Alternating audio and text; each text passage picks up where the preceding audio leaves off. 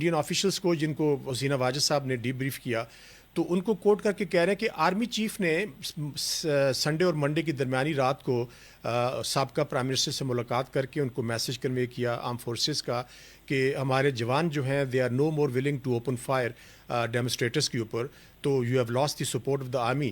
تو اس کے بعد پھر نیکسٹ ڈے ان کو ملک چھوڑ کے بھاگنا پڑا، اور اس کے بعد جو تبدیلی آ رہی ہے وہ آپ کے سامنے ہے. جی آپ کے کامنٹس جنرل رضا خان. جی بسم اللہ الرحمن الرحیم.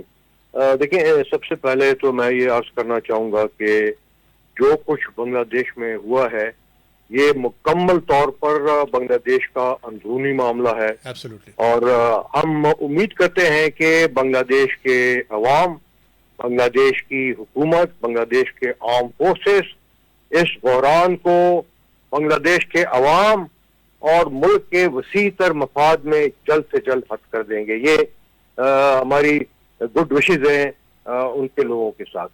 اچھا آفٹر دیٹ میں یہ کہنا چاہوں گا، دیکھیں کہ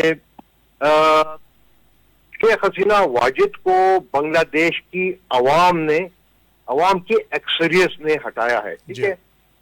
اور کیونکہ وہ ایک بڑے لمبے عرصے تک حکومت میں تھی، 16 سال حکومت میں تھی، اور ان سے بہت بڑی سیاسی غلطیاں یہ ہوئی ہیں کہ وہ سیاسی اختلاف پر یقین نہیں رکھتی تھی.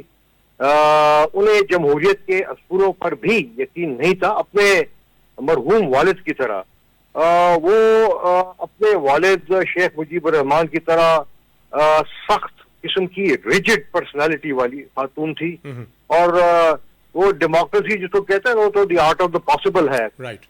تو وہ فلیکسیبلٹی انہوں نے کبھی نہیں دکھائی.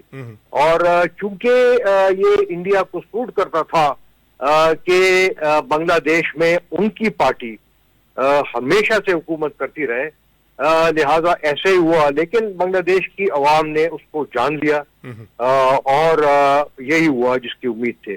اچھا اب پاکستان سے انڈیا کی ایما پر جو ہے وہ وہاں بڑا سخت ان کی حکومت نفرت کرتی تھی، اور اپنے دور حکومت میں پاکستان نے کئی دفعہ دوستی کا ہاتھ بڑھانے کی کوشش کی، لیکن اس کا کوئی فائدہ نہیں ہوا.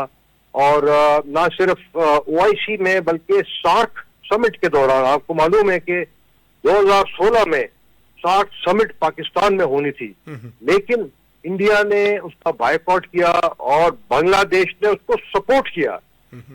تو ایک یہ بہت ہی افسوسناک قسم کی خبر تھی کہ ایک مسلمان ملک ہونے کے ناطے، OIC کا ممبر ہونے کے ناطے انہوں نے جو ہے انڈیا کا سپورٹ کیا. اچھا انہوں نے پھر بے گناہ لوگوں پر طرح طرح کے ظلم کیے. اچھا یہ جو کوٹا سسٹم جس کی وجہ سے یہ جو ایجوکیشن شروع ہوئی، یہ کیا ہے؟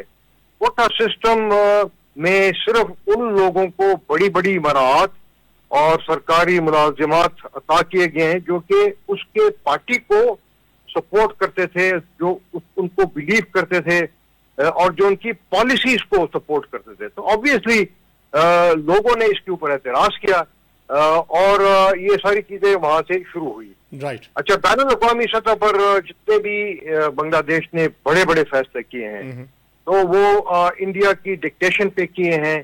انہوں نے یہ نہیں دیکھا کہ اس میں دنیا بھر میں مسلمانوں کا کیا فائدہ ہے یا بنگلہ دیش کی عوام کا فائدہ ہے.